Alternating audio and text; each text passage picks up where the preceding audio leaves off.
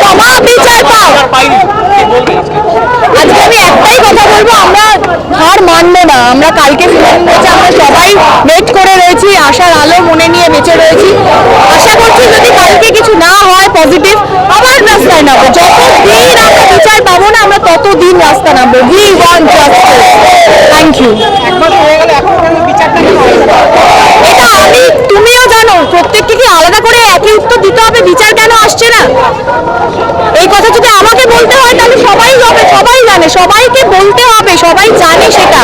কেউ নতুন করে যারা দর্শক তারাও জানে কেন বিচার আসছে না, কি হচ্ছে, কি হচ্ছে।